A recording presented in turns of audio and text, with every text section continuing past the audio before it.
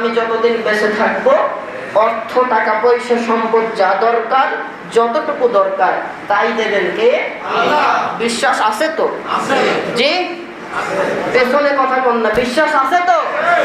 যদি বিশ্বাস থাকে এখান থেকে বলে গেট থেকে বেরানো না।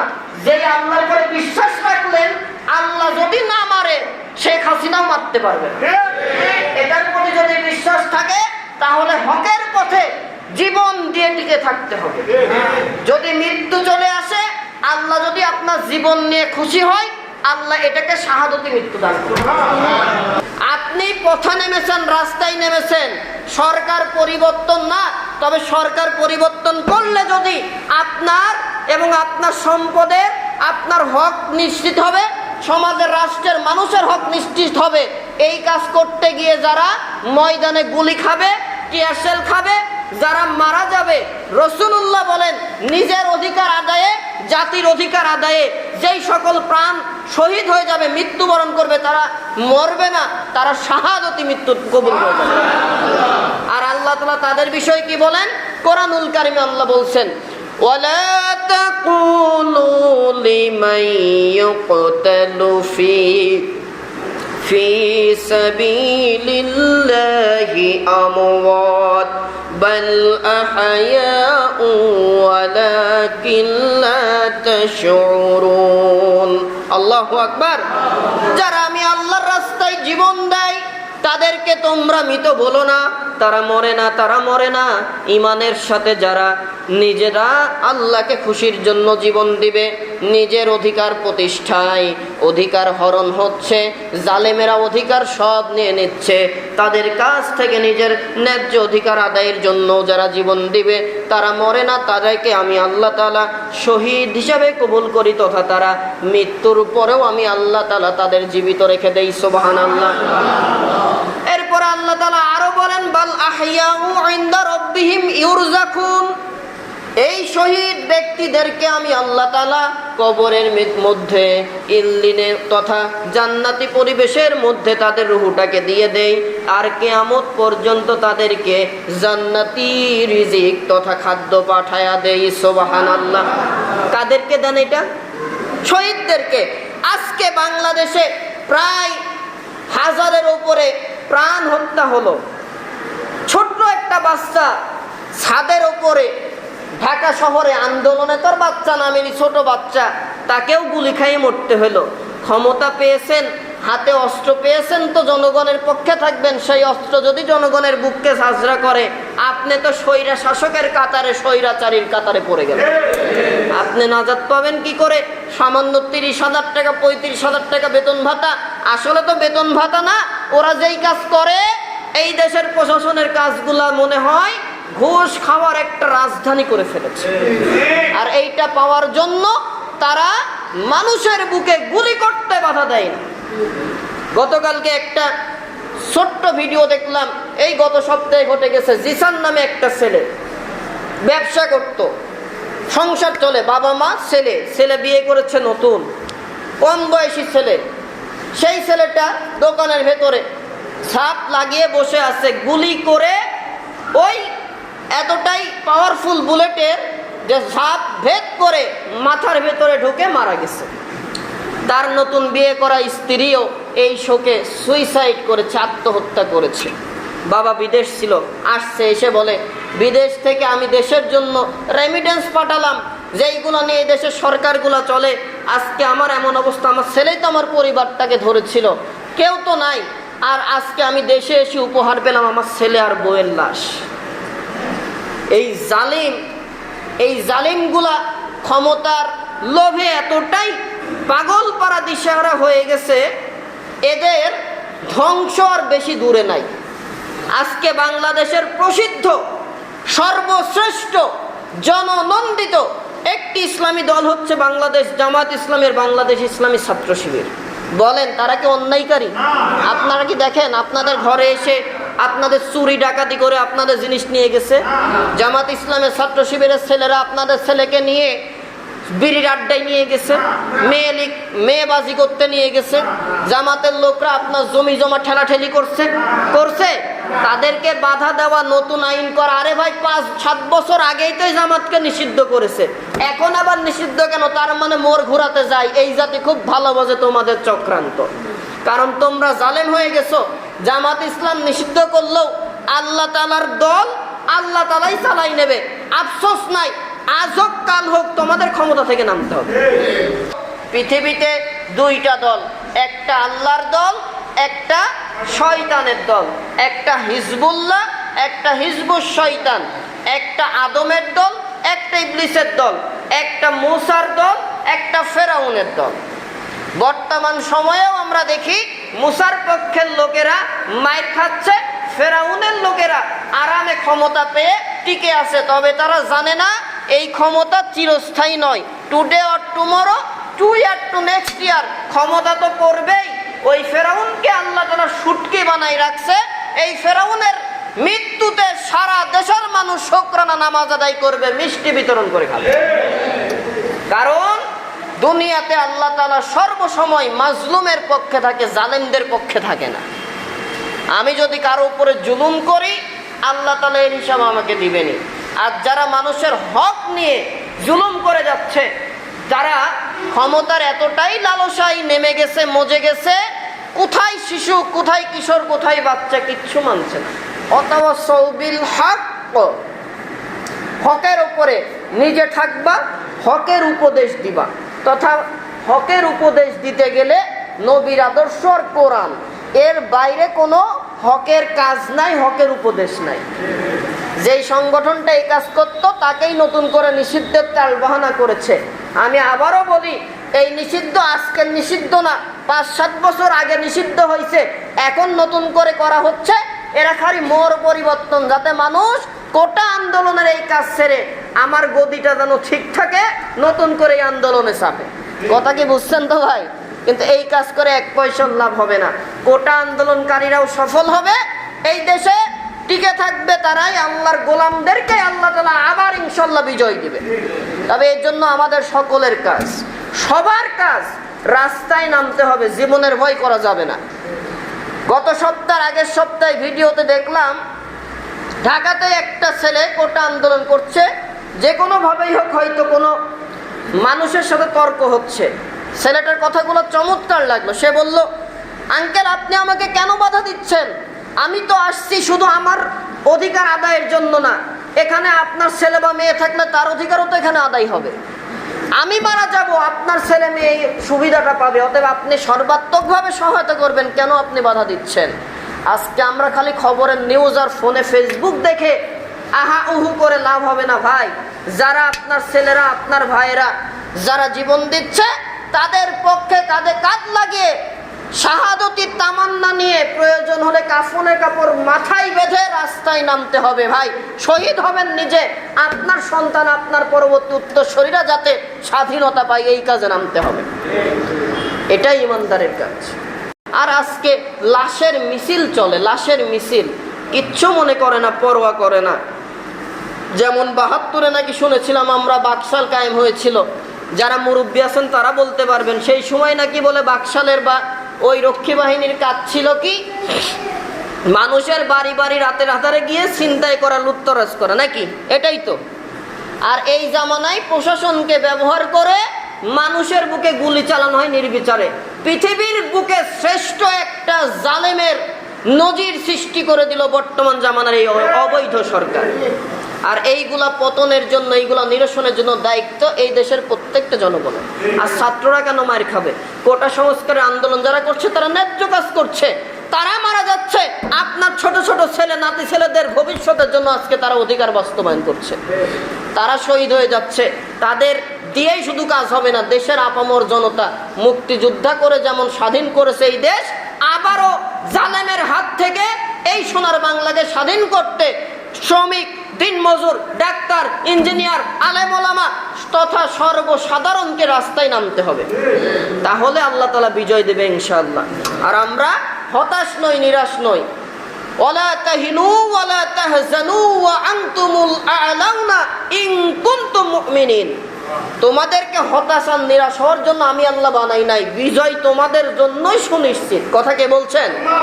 তোমাদের জন্যই বিজয় আসবে ও বান্দা বান্দি, যদি তোমরা নিজেরা মুমিন হতে পারো। মুমিন তো সেই যে বাতিলের সাথে, কাফের মুশরিকদের সাথে কোনোদিন বন্ধুত্ব করে না। অতএব আমরা যদি মুমিন হতে পারি, মুমিনরা ঐক্যবদ্ধ হলে আবার আসবে বিজয় ইনশাআল্লাহ। আল্লাহ তাআলা এই কাজটা যেন সহজ করে দেয়, বলেন আমিন। আল্লাহ তাআলা জালেমদের সকল প্রকার শক্তি ষড়যন্ত্রকে যেন মাকড়সার জালের মতো নস্যাৎ করে দেয়। আর আল্লাহ তাআলা এই দেশের মাজলুম মানুষগুলোকে যেন আবার স্বাধীন করে দেন, বলেন আমিন। আল্লাহ রাব্বুল আলামিন কোরআনুল কারিমে সূরা আসর নাজিল করে দিয়ে মানুষের কল্যাণ কোথায়, ক্ষতি কোথায়, কি কাজ করলে মানুষ আল্লাহ তাআলার ক্ষতি থেকে বেঁচে যাবে, ইহকালে আল্লাহর রহমত পাবে, পরকালে আল্লাহর জান্নাত পাবে, সেই কাজগুলা মহান রব্বুল আলামিন সূরা আসর নাজিল করে জানায় দিয়েছেন। সুবহানাল্লাহ। আল্লাহ তাআলা বলেন, আমার সাথে পড়েন, বিসমিল্লাহির রহমানির রহিম। ওয়াল আসরি ইন্নাল ইনসানা লাফি খুসর ইল্লাল্লাযীনা আমানু ওয়া আমিলুস সালিহাত ইল্লাল্লাযীনা আমানু ওয়া আমিলুস সালিহাতি ওয়া তাওয়াসাউ বিল হাক্কি ওয়া তাওয়াসাউ বিস সাবর। ওয়াল আসর, আসর শব্দের অর্থ সময়, কাল, জীবন, হায়াত। আল্লাহ আসরের কসম কেটে বললেন, ইন্নাল ইনসানা লাফি খুসর, নিশ্চয়, ইন্নাল নিশ্চয়, ইনসানা লাফি খুসর মানব সম্প্রদায় প্রত্যেকেই ক্ষতির মধ্যেই নিমজ্জিত। কথাটা কার? আল্লাহ তাআলা। আল্লাহ তাআলা জীবনের কসম কাটলেন। এই আয়াতের আসরের একাধিক শব্দ, কিন্তু এই আসর দ্বারা মহান রব্বুল আলামিন বেঁচে থাকা প্রত্যেকটা মানুষের হায়াতের কসম কেটে বললেন, তোমাদের জীবনের কসম করে বলছি মানুষ সম্প্রদায়, তোমরা কিন্তু ক্ষতির মধ্যে ডুবে আছো।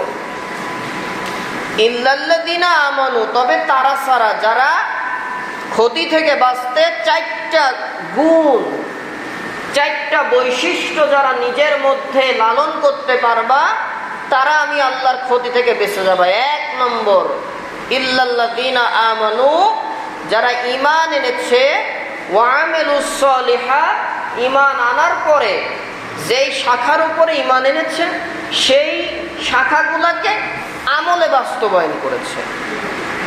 ওয়া তাওয়াসাউ বিল হক, হকের প্রতি সর্বদা থেকেছে টিকে, হকের কথা বলেছে, হকের উপদেশ একে অপরকে দিয়েছে। ওয়া তাওয়াসাউ বিস সাবর, আর যখন হকের কথা বলতে গিয়ে বিপদ আসছে, মুসিবত আসছে, জেল জুলুম ইত্যাদি শুরু হয়ে গেছে, তখন সবরে জামিন করেছে কার উপরে? তাহলে 4টা কাজ ঈমান আনতে হবে। ঈমানদারের গুণ হচ্ছে 3টা, তাকে ঈমান বলে যার ভিতরে ঈমান এনেছে, অন্তরে বিশ্বাস, মুখে স্বীকার, কাজে বাস্তবায়ন। এই 3টা কাজ যে করবে সেই ঈমানদার। শুধু কালেমা তৈয়বা পড়লে ঈমানদার হবে না। কালেমা তৈয়বা বা কালেমা শাহাদা পড়ার পরে এই বিষয়ের আলোকে নিজেকে মানতে হবে। অন্তরে বিশ্বাস, মুখে স্বীকার, কাজে কাজে পরিণত করা, বাস্তবায়ন করা, তাকে ঈমানদার বলে। দ্বিতীয় কাজ, ওই যে ঈমানের কাজগুলো করা, আমলে সলেহ করা, হকের উপদেশ দেওয়া 3য় নম্বর কাজ, হকের পক্ষে থাকা। আর 4র্থ নম্বর কাজ হচ্ছে বিপদ আসবে হকের পথে থাকতে গেলে। সারা জীবনই তো পৃথিবীতে 2টা দল, একটা আল্লাহর দল, একটা শয়তানের দল, একটা হিজবুল্লাহ, একটা হিজবুশ শয়তান, একটা আদমের দল, একটা ইবলিসের দল, একটা মূসার দল, একটা ফেরাউনের দল। বর্তমান সময়েও আমরা দেখি মূসার পক্ষের লোকেরা মাইর খাচ্ছে, ফেরাউনের লোকেরা আরামে ক্ষমতা পেয়ে টিকে আছে, তবে তারা জানে না এই ক্ষমতা চিরস্থায়ী নয়। Today or tomorrow, two year to next year ক্ষমতা তো করবেই। ওই ফেরাউনকে আল্লাহ তাআলা শুটকি বানাই রাখছে। এই ফেরাউনের মৃত্যুতে সারা দেশের মানুষ শুকরানা নামাজ আদায় করবে, মিষ্টি বিতরণ করে খাবে। কারণ দুনিয়াতে আল্লাহ তাআলা সর্বসময় মাজলুমের পক্ষে থাকে, জালেমদের পক্ষে থাকে না। আমি যদি কারো উপরে জুলুম করি, আল্লাহ তাআলা এর হিসাব আমাকে দিবেনি। আর যারা মানুষের হক নিয়ে জুলুম করে যাচ্ছে, তারা ক্ষমতার এতটাই লালসায় নেমে গেছে, মজে গেছে, কোথায় শিশু, কোথায় কিশোর, কোথায় বাচ্চা, কিচ্ছু মানছে না। আল্লাহ রাব্বুল আলামিন এই সকল জালেমদের কাজের বিষয়ে সূরা মায়েদার 32 নম্বর আয়াতে কারিমার ভেতরে আল্লাহ তাআলা বলেন, মিন আজলি যালিকা কাতাবনা আলা বনি ইসরাঈলা আন্নাহু من قتل نفسا بغير نفس أو فسد في الأرض فكأنما قتل الناس جميعا ومن أحياها فكأنما أحيا الناس جميعا ولقد جاءتهم رسولنا بالبينة ثم إن كثيرا منهم بعد ذلك في الأرض لمسرفون।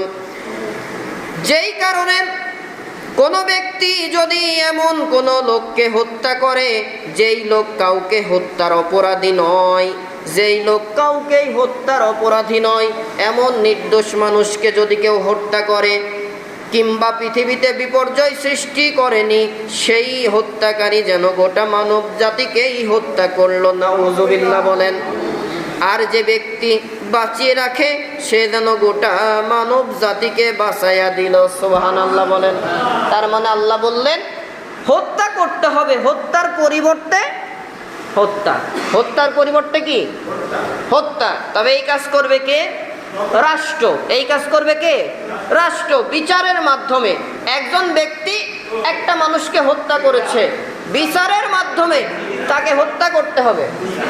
আলোচনার ভিতরে কথা বলা যাবে না, এটা তো বেমানান কাজ। হত্যার পরিবর্তে হত্যা করবে। কিন্তু এমন মানুষ যারা অধিকার আদায়ের জন্য ময়দানে নামে, আল্লাহর রাসূল যাদের বিষয়ে বলছে, মানুষ তার ন্যায্য অধিকার আদায়ের জন্য যদি ময়দানে থাকে, জীবন দেয়, সে শহীদ হয়ে যায়। কথা কি বুঝতে পেরেছেন? মনে হয় না বুঝছেন আপনারা। তাহলে মনোযোগ দিয়ে শোনেন, সকলেই জবাব দিতেন, সুবহানাল্লাহ আওয়াজটা আসতো। আপনি পথে নেমেছেন, রাস্তায় নেমেছেন, সরকার পরিবর্তন না, তবে সরকার পরিবর্তন করলে যদি আপনার এবং আপনার সম্পদের, আপনার হক নিশ্চিত হবে, সমাজের, রাষ্ট্রের, মানুষের হক নিশ্চিত হবে। এই কাজ করতে গিয়ে যারা ময়দানে গুলি খাবে, টিয়ারশেল খাবে, যারা মারা যাবে, রাসূলুল্লাহ বলেন নিজের অধিকার আদায়ে, জাতির অধিকার আদায়ে যেই সকল প্রাণ শহীদ হয়ে যাবে, মৃত্যুবরণ করবে, তারা মরবে না, তারা শাহাদতি মৃত্যু কবুল করবে। আর আল্লাহ তাআলা তাদের বিষয়ে কি বলেন? কোরআনুল কারীমে আল্লাহ বলছেন, ওয়ালা তাকুলু লিমান ইউকতালু ফি সাবিলিল্লাহি আমওয়াত বাল আহয়াউ ওয়ালাকিন লা তাশউরুন। আল্লাহু আকবার। যারা আমি আল্লাহর রাস্তায় জীবন দেয়, তাদের তাদেরকে তোমরা মৃত বলো না, তারা মরে না, তারা মরে না। ইমানের সাথে যারা নিজেরা আল্লাহকে খুশির জন্য জীবন দিবে, নিজের অধিকার প্রতিষ্ঠায় অধিকার হরণ হচ্ছে, জালেমেরা অধিকার সব নিয়ে নিচ্ছে, তাদের কাছ থেকে নিজের ন্যায্য অধিকার আদায়ের জন্য যারা জীবন দিবে তারা মরে না, তাদেরকে আমি আল্লাহ তাআলা শহীদ হিসাবে কবুল করি, তথা তারা মৃত্যুর পরেও আমি আল্লাহ তাআলা তাদের জীবিত রেখে দেই। সুবহানাল্লাহ। এরপর আল্লাহ তাআলা আরো বলেন, বাল আহইয়াউ ইনদা রাব্বিহিম ইউরযাকুন। এই শহীদ ব্যক্তিদেরকে আমি আল্লাহ তাআলা কবরের মধ্যে ইল্লিনে তথা জান্নাতি পরিবেশের মধ্যে তাদের রূহটাকে দিয়ে দেই, আর কিয়ামত পর্যন্ত তাদেরকে জান্নাতি রিজিক তথা খাদ্য পাঠায়া দেই। সুবহানাল্লাহ। কাদেরকে দেন এটা? শহীদদেরকে। আজকে বাংলাদেশে প্রায় 1000-এর উপরে প্রাণ হত্যা হলো। ছোট্ট একটা বাচ্চা ছাদের উপরে ঢাকা শহরে আন্দোলনে, তোর বাচ্চা নামেনি, ছোট বাচ্চা, তাকেও গুলি খাইয়ে মরতে হলো। ক্ষমতা পেয়েছেন, হাতে অস্ত্র পেয়েছেন, তো জনগণের পক্ষে থাকবেন। সেই অস্ত্র যদি জনগণের বুককে ঝাঁঝরা করে, আপনি তো স্বৈরা শাসকের কাতারে, স্বৈরাচারীর কাতারে পড়ে গেলেন। আপনি নাজাত পাবেন কি করে? সামান্য 30,000 টাকা 35,000 টাকা বেতন ভাতা। আসলে তো বেতন ভাতা না, ওরা যেই কাজ করে এই দেশের প্রশাসনের কাজগুলা মনে হয় ঘুষ খাওয়ার একটা রাজধানী করে ফেলেছে। আর এইটা পাওয়ার জন্য তারা মানুষের বুকে গুলি করতে বাধা দেয় না। গতকালকে একটা ছোট্ট ভিডিও দেখলাম, এই গত সপ্তাহে ঘটে গেছে। জিসান নামে একটা ছেলে ব্যবসা করত, সংসার চলে, বাবা মা, ছেলে। ছেলে বিয়ে করেছে নতুন, কম বয়সী ছেলে। সেই ছেলেটা দোকানের ভেতরে ছাপ লাগিয়ে বসে আছে, গুলি করে ওই এতটাই পাওয়ারফুল বুলেটের যে ছাপ ভেদ করে মাথার ভেতরে ঢুকে মারা গেছে। তার নতুন বিয়ে করা স্ত্রীও এই শোকে সুইসাইড করেছে, আত্মহত্যা করেছে। বাবা বিদেশ ছিল, আসছে, এসে বলে, বিদেশ থেকে আমি দেশের জন্য রেমিটেন্স পাঠালাম, যেইগুলো নিয়ে দেশের সরকারগুলো চলে। আজকে আমার এমন অবস্থা, আমার ছেলেই তো আমার পরিবারটাকে ধরেছিল, কেউ তো নাই, আর আজকে আমি দেশে এসে উপহার পেলাম আমার ছেলে আর বউয়ের লাশ। এই জালিমগুলা ক্ষমতার লোভে এতটাই পাগল পাড়া দিশেহারা হয়ে গেছে, এদের ধ্বংস আর বেশি দূরে নাই।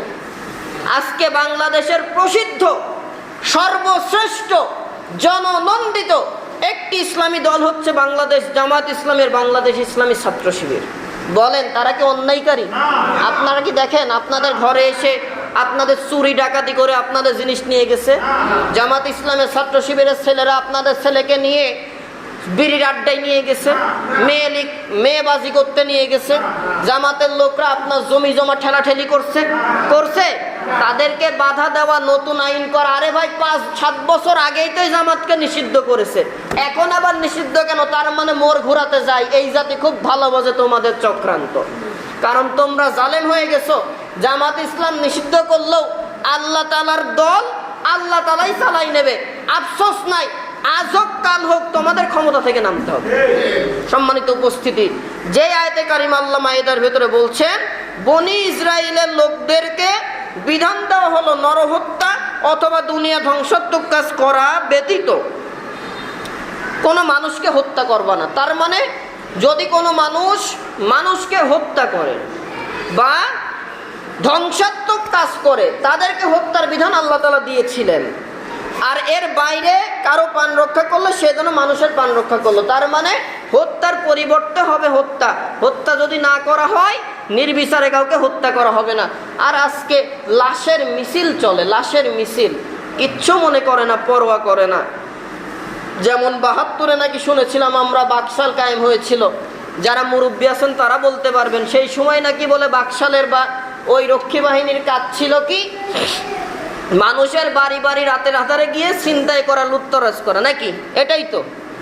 আর এই জামানায় প্রশাসনকে ব্যবহার করে মানুষের বুকে গুলি চালানো হয় নির্বিচারে। পৃথিবীর বুকে শ্রেষ্ঠ একটা জালেমের নজির সৃষ্টি করে দিল বর্তমান জামানার এই অবৈধ সরকার। আর এইগুলা পতনের জন্য, এইগুলা নিরসনের জন্য দায়িত্ব এই দেশের প্রত্যেকটা জনগণের। আর ছাত্ররা কেন মার খাবে? কোটা সংস্কারের আন্দোলন যারা করছে তারা ন্যায্য কাজ করছে, তারা মারা যাচ্ছে। আপনার ছোট ছোট ছেলে নাতি ছেলেদের ভবিষ্যতের জন্য আজকে তারা অধিকার বাস্তবায়ন করছে, তারা শহীদ হয়ে যাচ্ছে। তাদের দিয়েই শুধু কাজ হবে না, দেশের আপামর জনতা মুক্তিযোদ্ধা করে যেমন স্বাধীন করেছে এই দেশ, আবারও জালেমের হাত থেকে এই সোনার বাংলাকে স্বাধীন করতে শ্রমিক, দিনমজুর, ডাক্তার, ইঞ্জিনিয়ার, আলেম ওলামা তথা সর্বসাধারণকে রাস্তায় নামতে হবে। তাহলে আল্লাহ তাআলা বিজয় দেবে ইনশাআল্লাহ। আর আমরা হতাশ নই, নিরাশ নই। ওয়ালা তাহিনু ওয়ালা তাহজানু ওয়া আনতুমুল আ'লাউনা ইন কুনতুম মুমিনিন। তোমাদেরকে হতাশ আর নিরাশ হওয়ার জন্য আমি আল্লাহ বানাই নাই, বিজয় তোমাদের জন্যই সুনিশ্চিত। কথা কে বলছেন? তোমাদের জন্যই বিজয় আসবে ও বান্দা বান্দি, যদি তোমরা নিজেরা মুমিন হতে পারো। মুমিন তো সেই যে বাতিলের সাথে, কাফের মুশরিকদের সাথে কোনোদিন বন্ধুত্ব করে না। অতএব আমরা যদি মুমিন হতে পারি, মুমিনরা ঐক্যবদ্ধ হলে আবার আসবে বিজয় ইনশাআল্লাহ। আল্লাহ তাআলা এই কাজটা যেন সহজ করে দেয়, বলেন আমিন। আল্লাহ তাআলা জালেমদের সকল প্রকার শক্তি ষড়যন্ত্রকে যেন মাকড়সার জালের মতো নস্যাৎ করে দেয়। আর আল্লাহ তাআলা এই দেশের মাজলুম মানুষগুলোকে যেন আবার স্বাধীন করে দেন, বলেন আমিন। সম্মানিত উপস্থিতি, তাহলে আল্লাহ বললেন ইন্নাল ইনসানা লাফি খুসর। মানুষ, তোমাদের জীবনে কসম করে বলি তোমরা ক্ষতির ভেতরে। ক্ষতি সুদ, ক্ষতি ঘুষ, অন্যায়, অবিচার, রাহাজানি, খুনাখুনি, হত্যা, জোর করে ক্ষমতা দখল করে বসা। দেখবেন মানুষ একজনও চাই না, তাও তিনি মেম্বার হতে ছাড়ে না। মানে আবার এমন অবস্থা, অন্য একজন ব্যক্তি দাঁড়াতে যাবে, জোর প্রয়োগ করে, বল প্রয়োগ করে, ভয় দেখিয়ে, অস্ত্রের ভয় দেখে তাকে বসিয়ে দেয়। না, এরকম আমাদের সমাজে নাই, অন্য জায়গায় আছে। কথা বোঝেন তো ভাই? এই কাজগুলো যারা করে আল্লাহ তাআলা বলছেন সূরা আসরে, এরা সব ক্ষতির মধ্যে নিমজ্জিত। কারণ ইমানদার চাইয়ে ক্ষমতা নেই না, আল্লাহ তাআলা আমি যাকে ইচ্ছা তাকে ক্ষমতায় বসাই দেয়। তবে একটা প্রশ্ন আপনাদের আসবে, সেটা হচ্ছে তাহলে হুজুর আমাদের কেন আল্লাহ তাআলা এই জালেম রাষ্ট্র শাসক আমাদের দিলেন? আমরা তো চাইনি। হ্যাঁ, চান নাই, আমি আপনি চাইনি, কিন্তু আমি আপনি এমন কোনো কাজ করি নাই যেই কাজের বদৌলতে আল্লাহ তাআলা আমাদেরকে একটা নেককার শাসক আমাদেরকে দেবে। কোরআনুল কারিমে আল্লাহ তাআলা বলছেন, মানুষ জাতি তোমরা যখন, আমি এই জানালাগুলো খুলে দেন, বাচ্চারা ওঠো, এই জানালাগুলো খুলে দাও, এদিক থেকে তো আর বৃষ্টি আসে না। মানব সম্প্রদায় তোমরা যখন আমি আল্লাহ তাআলার আইন মানা থেকে দূরে সরে যাবা, নিজেরা যখন নিজেদের মন গড়া আইনে চলা শুরু করবা, আমি আল্লাহর ইবাদত বন্দেগী করবা না, আমি আল্লাহ তাআলা তখন তোমাদেরকে শায়েস্তা করার জন্য তোমাদের মাথার উপরে জালেম শাসক বসাই দেব। কথাটা কার ভাই? কি মনোযোগ আছে তো? কার কথা? আল্লাহ তাআলার কথা। অতএব এইগুলো আমাদের হাতের কামাই। জহরুল ফাসাদ ফিল বাররি ওয়াল বাহরি বিমা কাসাবাত আইদিন নাস। সূরা রুমের ভেতর আল্লাহ পাক বলছেন যে জলে আর স্থলে যত বিপদ তোমাদের জন্য ইমানদারেরা, একটাও আমি আল্লাহ দেই না, সব তোমাদের নিজের হাতের কামাই। কেন তোমরা অন্যায় কাজ করো? কেন আমি আল্লাহর বিরোধিতা করো? আমি আল্লাহর আইনের বিপক্ষে যত যাবা, সর্বোচ্চ পর্যায়ে তোমাকে শায়েস্তা করার জন্য আমি তোমার মাথার পরে স্বৈরা শাসক বসাই দেব। সম্মানিত উপস্থিতি, এইগুলা থেকে বাঁচতে গেলে কি দরকার? আল্লাহ তাআলা বললেন বাঁচবা ইল্লাল্লাযিনা আমানু, ঈমান আনতে হবে। কার উপরে? জবান ছেড়ে বলেন ওয়া আমিলুস সলিহাত। ঈমান আনার পরে যেই বিষয়ে ঈমান এনেছো সেই বিষয়গুলোকে আমলে বাস্তবায়ন করবা। ওয়াতাওয়াসাউ বিল হক, হকের উপরে নিজে থাকবা, হকের উপদেশ দিবা।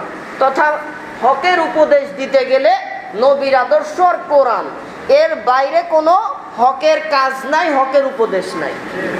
যেই সংগঠনটা এই কাজ করতো তাকেই নতুন করে নিষিদ্ধের টালবাহানা করেছে। আমি আবারও বলি, এই নিষিদ্ধ আজকের নিষিদ্ধ না, 5-7 বছর আগে নিষিদ্ধ হয়েছে, এখন নতুন করে করা হচ্ছে।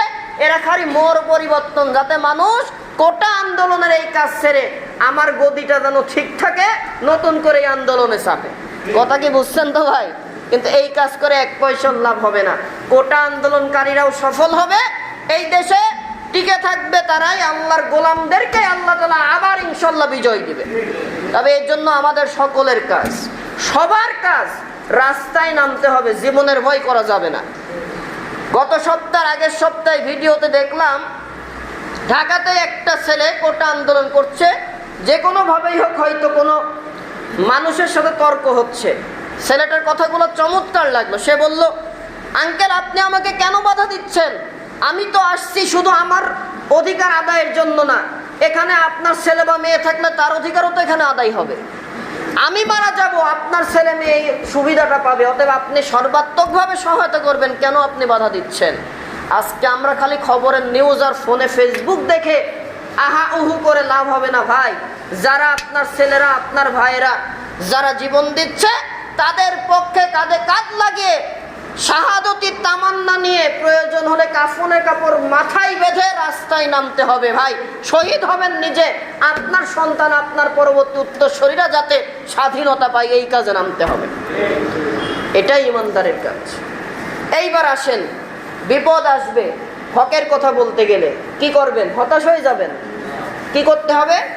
4 নম্বর কাজ, অতাওয়াসাউ বিস-সবর, ধৈর্য ধারণ করতে হবে, সবরে জামিল করতে হবে। আল্লাহ তাআলার কাছে সবর করার, ধৈর্য ধারণ করার মাধ্যম, ইয়া আইয়ুহাল্লাযিনা আমানুস্তাঈনু বিস-সবরি ওয়াস-সালাহ ইন্নাল্লাহা মা'আস-সাবিরিন। ধৈর্য ধারণের মাধ্যম কি বান্দাবান্দি, সেটা কি জানো?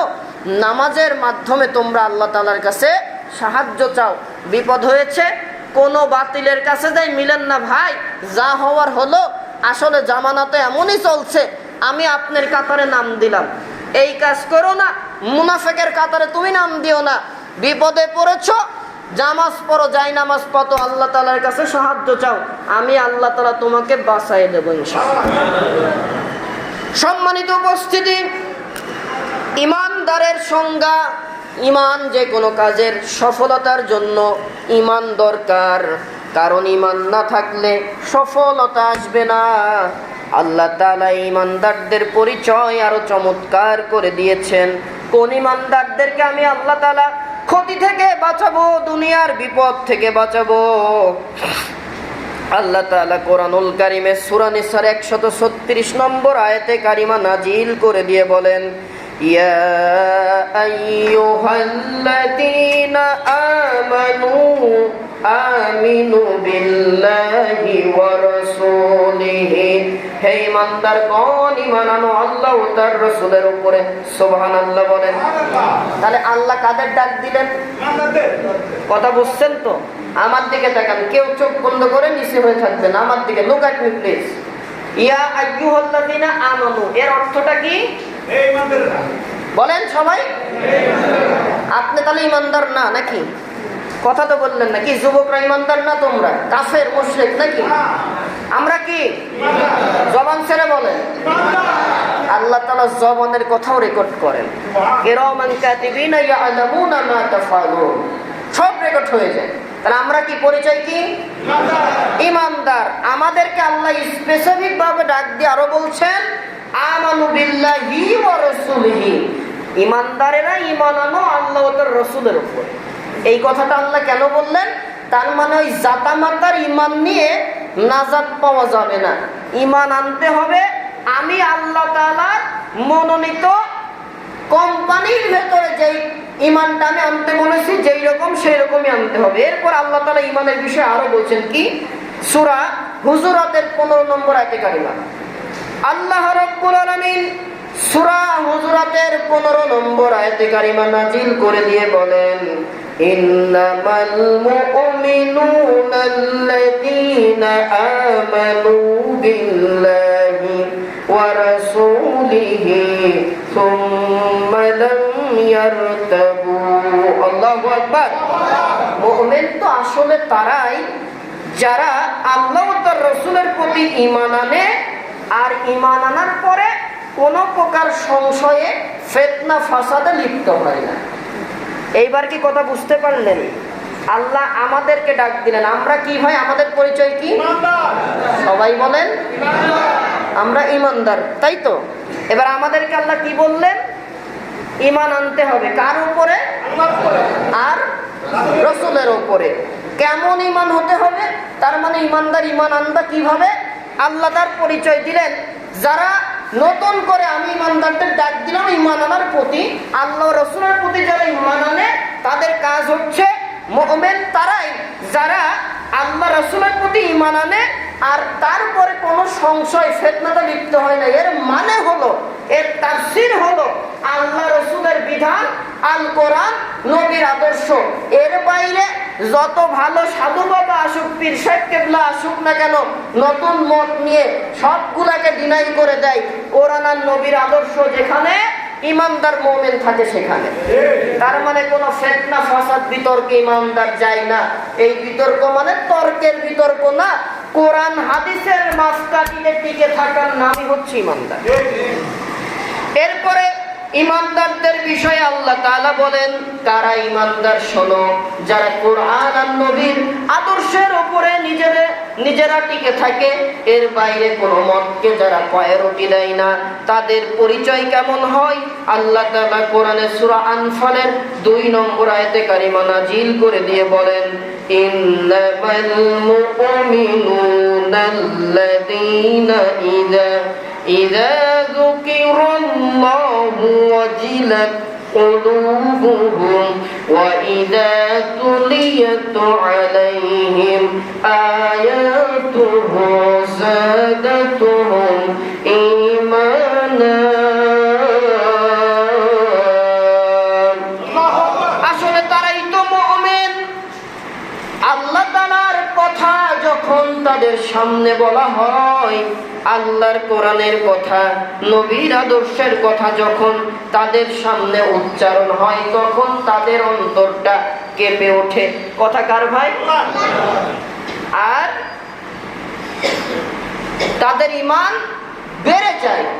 অন্তর কেঁপে ওঠার মানে আবার নিজেরা এরকম নিয়েন না যে এই দলটা ইল্লাল্লাহ জিকির করতে করতে ছাদের উপর উঠে পড়ে। এই অন্তর কাঁপার কথা কিন্তু আল্লাহ বলেনি। আল্লাহ তাআলা বলছেন, যখন তাদের সামনে শহীদদের বর্ণনা দেওয়া হয়, শাহাদাতের তামান্না নিয়ে জীবনের মায়া করে না, প্রয়োজনে কাফনের কাপড় নিয়ে রাস্তায় নেমে যায়। শহীদের মিছিলে, শহীদের ঈদগাহে যারা শামিল হয়, এই ঈমানদারদের পরিচয় এটাই। আল্লাহ রাসূলের কথা যখনই হয় তখন তাদের ঈমান আরো বেড়ে যায়। থাক, সুবহানাল্লাহ, আপনাদের কষ্ট হয়ে যাচ্ছে বলতে। বাড়িতে যেয়ে দুপুরের খাবার খাবে, এরপরে মন ভরে সুবহানাল্লাহ একটা মারবেন। বুখারী শরীফে রাসূলুল্লাহ বলে, সুবহানাল্লাহ, আলহামদুলিল্লাহ, এগুলার ফজিলত কি উম্মতেরা জানো? কিয়ামতের দিন জান্নাত যখন যাদেরকে দেওয়া হবে, জান্নাতের ভিতরে কিছু নেয়ামত থাকবে, এমন এমন নেয়ামত থাকবে, বড় বড় গাছ। এই গাছের মালিকানা হবে দুনিয়াতে যারা আল্লাহ তাআলার প্রশংসা শুনে সুবহানাল্লাহ, আলহামদুলিল্লাহ, এই জিকির, এই প্রশংসা, এই জিকিরের আলফাজগুলো উচ্চারণ করত। কিয়ামতের দিন জান্নাত পাওয়ার পরে মানুষেরা আফসোস করবে, হায় হায়, দুনিয়াতে যদি অপ্রয়োজনীয় কথা না বলে যদি বেশি বেশি সুবহানাল্লাহ পড়তে পারতাম, আজকে আল্লাহ তাআলা জান্নাতের ভিতর আরো নিয়ামত বাড়ায়। তাহলে কি লস আছে নাকি ভাই? যুবকেরা যুবকের মতো আওয়াজ দিবা, ফিউজ মার্কা ব্যাটারির আওয়াজ দিয়ে যৌবনত্বের পরিচয় হয় না। আজকে তোমরা নিজেদের ক্ষতি নিজেরাই করেছো। কোটা আন্দোলনে যে মারা যাচ্ছ আমরা ব্যথিত, কিন্তু তারপরও এই কাজগুলো কেন হয় সেটা কি জানো? তোমরা আজকে পেয়েছো হাতে অ্যান্ড্রয়েড সেট, এই ফোন পেয়ে আর নারী পেয়ে বাবার কাছ থেকে জোর জবরদস্তি করে মোটরসাইকেল নিয়ে নারী নিয়ে ঘুরে বেড়েছো। বিবাহ দরকার আছে না নাই? কোনো দরকার নাই। লিভ টুগেদারে তারা খুব ব্যস্ত। 20 বছরের কাছাকাছি 15-16 বছর চলছে এই স্বৈরাচারের জামানা। এই জামানার ভেতরে এরা যতটা জেনাকে উন্মুক্ত করে দিয়েছে, এইগুলাকে নিজেরা লুফে নিয়েছো, আর তোমাদের অধিকারগুলা স্বৈরাচাররা নিজেদের ইচ্ছা মতো কাজে লাগাচ্ছে। আজকে নিজের দল করলে সব পাওয়া যায়, আর আমি একটা জিনিস বুঝি না ভাই, ছাত্রলীগ নামে যে ছাত্র সংগঠন, এদের মান বেড়ে যেত আমি এদের কার্যক্রম দেখে যেটা বুঝলাম। যদি এদের কাজ ছিল ছাত্রদের সকল দাবি দেওয়া সরকারের কাছ থেকে আদায় করা, সরকারের দালালি করা কোনো ছাত্র সংগঠনের কাজ না। কিন্তু আজকে এরা যেই কাজ করছে, মুসার সময়ে যেই ফেরাউন সন্ত্রাসের কাজ করেছে, বর্তমান জামানার চির লিখিত সন্ত্রাস ছাত্রলীগের নামে কুলাঙ্গাররা করছে। কোন সভ্য মানুষ ছাত্রলীগ করতে পারে না। আজকে যারা বুঝবেন তারা অলরেডি তাদের থেকে পদত্যাগ করছে। সম্মানিত উপস্থিতি, যুবকদের প্রতি নির্দেশনা, আজকে তাদেরকেও ফিরে আসতে হবে কোরআন আর নবীর আদর্শের কাছে। আজ যেমন অধিকার আদায় ময়দানে নামছে, জীবন থাক আর যাক, অধিকার আদায় করব, আমার দরকার নাই, আমার পরবর্তী জেনারেশন যেন এই অধিকার ভোগ করতে পারে। ঠিক তেমন জনগণদেরও এই চিন্তা করেই দুনিয়াতে চলা লাগবে, তাদের পাশে থাকা লাগবে, প্রয়োজনে জীবন দেওয়ার প্রতিশ্রুতি নিয়ে আবারও একটা মুক্তিযুদ্ধ করার মনোবল নিয়ে রাস্তায় নামতে হবে। পুলিশের তো গুলি শেষ হয়ে যাবে, ইমানদারকে তো রাস্তা থেকে সরে আসার কথা না, তাহলেই তো আল্লাহ সফলতা দিবে। এটাই ধৈর্য, সবরে জামি। সম্মানিত উপস্থিতি, তাহলে আল্লাহ তাআলার কথা যখন হবে, যেই আওয়াজ দেওয়া দরকার দিব তো ইনশাআল্লাহ। আল্লাহ তাআলা বললেন ইমানদার তারাই, যখন আল্লাহর বাণীগুলা তোমাদের সামনে বলা হবে, রাসূলুল্লাহর আদর্শের কথা বর্ণনা করা হবে, তখন যাদের ঈমান যত আছে এইগুলো আরো বেড়ে যাবে। সুবহানাল্লাহ। এরপরে সম্মানিত উপস্থিতি, আল্লাহ রাব্বুল আলামিন ঈমানদারের পরিচয় দিচ্ছেন। কোন ঈমানদারকে আমি আল্লাহ তাআলা দুনিয়ার আযাব গজব থেকে বাঁচাবো, কিয়ামতের দিন আমি আল্লাহ তাআলা কাদেরকে আমার জাহান্নামের আগুন থেকে বাঁচাবো। শুনে রাখো, আল্লাহ তাআলা সূরা হামিম সিজদার 30 নম্বর আয়াতে কারিমার ভেতরে বলেন, ইন্নাল্লাযীনা ক্বালু রাব্বুনাল্লাহু সুম্মা ইসতাকামু, যারা বলেছে আল্লাহ আমাদের রব, আর তার প্রতি তারা অবিচল হয়ে গেছে। তার মানে ঈমান আল্লাহর প্রতি যারা নিয়ে এসেছে, আর এই ঈমানের প্রতি যারা অটল অবিচল, ক্ষমতা চলছে 17 বছরের কাছে স্বৈরা শাসকের, এই জন্য আর পরিবর্তন হয় কি না হয়, নিজের সম্পদ তারা লুটে নেবে, আর টিকা যাচ্ছে না, চাকরি থাকছে না, চাকরি বাঁচাতে হবে। এই কথা চিন্তা করে যারা দল পরিবর্তন করে, মত পরিবর্তন করে, হকের থেকে ফিরে আসে বাতিলের কাছে, তারা সকলে মুনাফিক। তারা কি ভাই?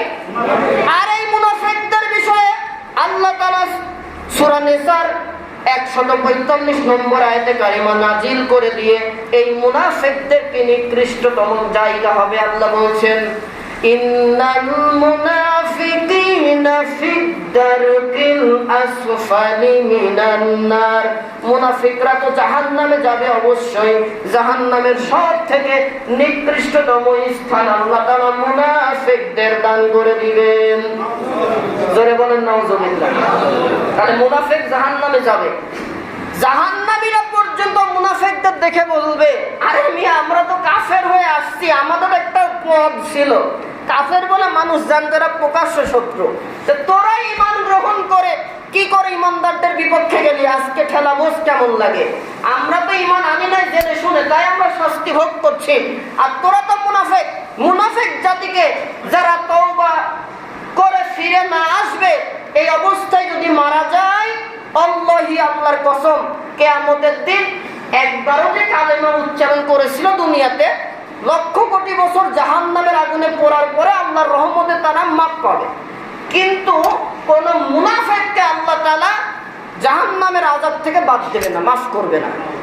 অনাদি অনন্তকালের ভাবে স্থায়ীভাবে মুনাফিকরা জাহান্নামে পুড়তে থাকবে। নাউযুবিল্লাহ। মুনাফিকের কাতারে আমরা যাই, এটা কি চান না? যদি না চান, দুনিয়াতে কোরআন আর নবীর আদর্শ আছে যেই দলে, সেই দলে ঈমানদার থাকতে হবে। ধর্ম নিরপেক্ষ মতবাদ, জাতীয়তাবাদ, কোন বাদ আল্লাহ তাআলার দলের পক্ষে হতে পারে না। আল্লাহর মতবাদ হচ্ছে কোরআন আর নবীর আদর্শ। সম্মানিত উপস্থিতি, এই কাজগুলি যারা করেছিলেন, আমরা যেই মাযহাবকে লক্ষ্য করি, মাযহাবের মাসালা মানে, এই মাযহাবের নাম কি বলেন তো? হানাফি মাযহাব, যার প্রতিষ্ঠাতা ইমাম আবু হানিফা, ইমাম নোমান রাহমাতুল্লাহ আলাইহি। ইমাম আবু হানিফা রাহমাতুল্লাহ আলাইহি তাকে তাবেঈ, তিনি একজন তাবেঈ ছিলেন, তথা প্রায় 4 জন সাহাবীর কাছ থেকে ইমাম আবু হানিফা রাহমাতুল্লাহ আলাইহি হাদিসের শিক্ষা নিয়েছেন। সুবহানাল্লাহ বলেন। ভারতীয় উপমহাদেশের বাংলাদেশ, ভারত, পাকিস্তান সহ অধিকাংশ জায়গায় এই ইমাম আবু হানিফার মাসালাকে গ্রহণ করে নেওয়া হয়েছে, কারণ ইমাম আবু হানিফা রাহমাহুল্লাহর মাসআলাগুলো হচ্ছে সমাজে ঐক্যবদ্ধভাবে টিকে থাকার জন্য যুগোপযোগী মাসালা। সুবহানাল্লাহ বলেন। যখন ওই সময় ইমাম আবু হানিফার সময়ে ওই রাষ্ট্রের স্বৈরা শাসকের নাম ছিল বাদশাহ মনসুর। নাম কি ভাই? এই বাদশাহ মনসুর ইমাম আবু হানিফাকে বলল, হে ইমাম, তুমি তোমার ফতোয়াগুলোকে আমার পক্ষে তুমি ফতোয়া দিবা, খবরদার তুমি কখনো আমাদের বিপক্ষে যাবা না। তার মানে তুমি আমার কেনা হুজুর হয়ে যাবা, এই জামানায় যারা ওলামা লীগ করে তাদের মতো।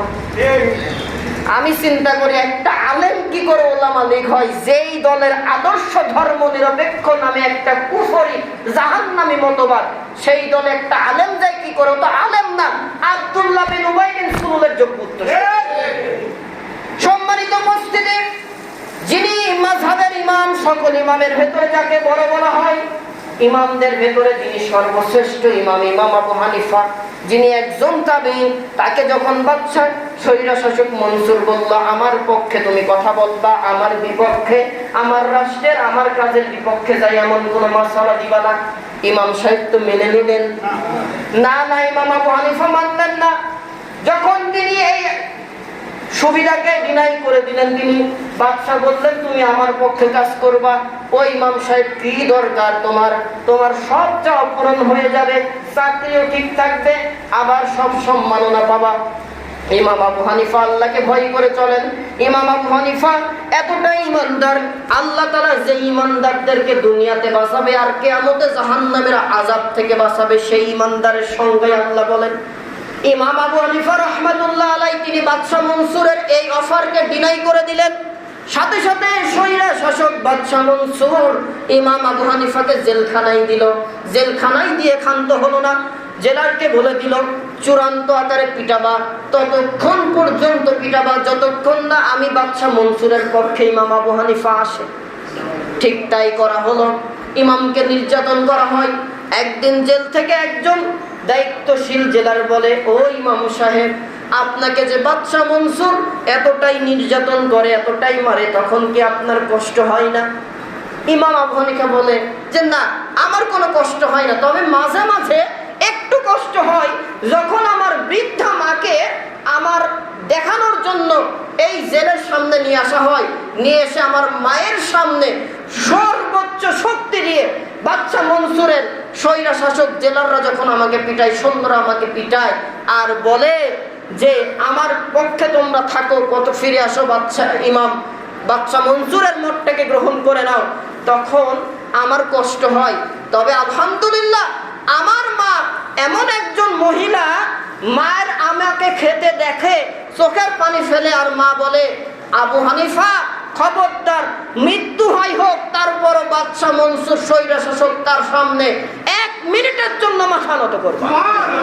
এটা ইমানের পরিচয়। আল্লাহ তাআলা বললেন, যারা ইন্নাল্লাযীনা ক্বালু রাব্বুনাল্লাহ সুম্মা ইসতাকামু, যারা বলেছে আল্লাহ আমাদের রব, আর এরপরে অবিচল হয়ে গেছে, এইটার প্রমাণ ইমাম আবু হানিফা তো ফেরেশতা ছিলেন না, মানুষ ছিলেন। আমরা কি ফেরেশতা? না, মানুষ। ওই ইমান আছে না নাই, এই ওয়াজার চলবে না।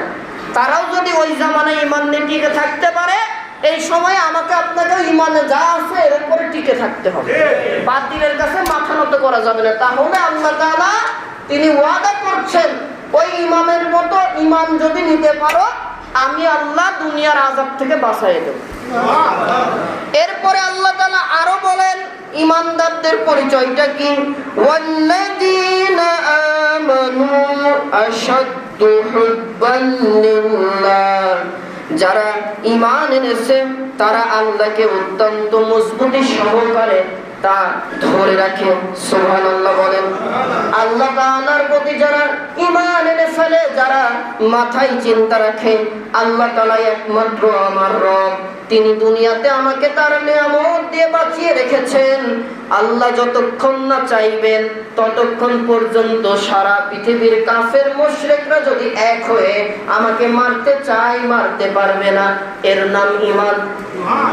আর আল্লাহর সিদ্ধান্তের উপরে যদি নিজে চলেন যে না, মনে হয় মরেই গেলাম, সম্পদ তো সব নিয়ে গেল, ও ভাই মাথায় রাখবেন রিজিকের দায়িত্ব যেমন আপনার হাতে নয়, আপনি কয় মিনিট বেঁচে থাকবেন এটাও দায়িত্ব আমার আপনার কাছে নাই। নিয়ন্ত্রণ কি করে? জোরে জোরে বলেন।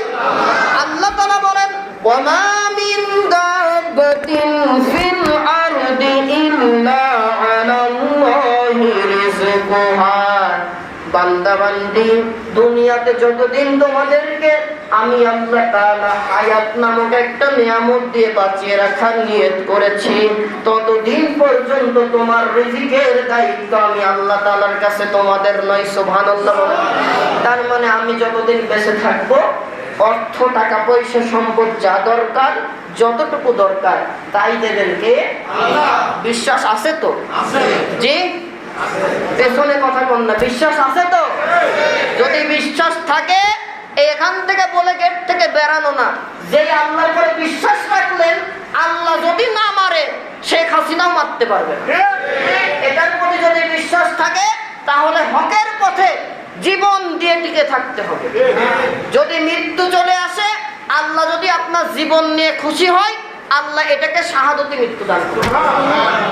আর শহীদদের কথা আমি আগেই বলেছি যে ওয়ালা তাকুনু লিমান ইয়াকতালু ফি সাবিলিল্লাহি আমওয়াত বাল আহইয়াউ ওয়ালাকিন লা তাশউরুন। সূরা বাকারার ভিতরে আল্লাহ বলে যারা আল্লাহর রাস্তায় জীবন দেয় এরা মরে না, এরা জীবিত। দুনিয়াতে মৃত্যু হবে এটা দেখানোর জন্য কিছু সময়ের জন্য জান নিয়ে নেওয়া হয়, পরে তার জান তাকে আবার ফেরত দেওয়া হয়। আর আল্লাহর রাস্তায় সংগ্রাম কেন করবেন না? আল্লাহ তাআলা বলেন কোরআনের ভেতরে যে ইন্নাল্লাহা আশতারা মিনাল মুমিনিনা আনফুসাহুম ওয়া আমওয়ালাহুম বিআন্না লাহুমুল জান্নাহ। বান্দা, জীবনের মায়া করো আর অর্থ দেওয়ার ভয় করো। তুমি কি জানো না এই জীবন আর এই অর্থ ওই আলমে আরো আর রূহের জগতে তোমরা আমার কাছে বিক্রি করেছো? যখন আমি তোমাদের বলছিলাম আমি কে, তোমার রবকে, তোমরা বলেছিলাম যে আল্লাহ আপনি আমার রব, এই কথা যখন বলেছিলাম তখন তো তোমার বিক্রি হয়ে গেছে। আমি তোমাদের জান্নাত দেব, বিনিময়ে তোমার জীবন, তোমার অর্থ সম্পদ আমাকে দিয়ে দিবা। এই কমিটমেন্ট তো আলমে আর রূহের জগতে করেছো, তাহলে দুনিয়াতে এসে কেন জীবনের মায়া করেছো? এই জীবনের মায়া যদি মনে হয় ৭১ সালে হইতো তাহলে বাংলাদেশের স্বাধীন হওয়া লাগতো না। কি কথা ঠিক আছে তো? তাহলে এই স্বাধীনতাকে ধরে রাখতে গেলে, আবার একটা সুন্দর সমাজ গড়তে গেলে, নতুন করে এই দেশটাকে জালেমের হাত থেকে স্বাধীন করতে হবে। আজকে যেই সকল ছাত্রছাত্রীরা জীবন দিচ্ছে, কেউ বা আপনার ভাই বা আপনার ছেলে মেয়ে বা আপনার বোন বা আপনার প্রতিবেশী, তাদেরকে সহযোগিতার জন্য ঐক্যবদ্ধভাবে জালেমের পতনের জন্য, সুশাসন আনার জন্য, কোরআন নবীর আদর্শ বাস্তবায়নের জন্য ময়দানে টিকে থাকতে হবে। রাজি তো ইনশাআল্লাহ? আল্লাহ তাআলা কবুল করুক, বলেন আমিন। সুবহানাকাল্লাহুম্মা বিহামদিকা আশহাদু আল্লা ইলাহা ইল্লা আনতা আস্তাগফিরুকা ওয়া আতুবু ইলাইক। যারা সুন্নাত পড়ি না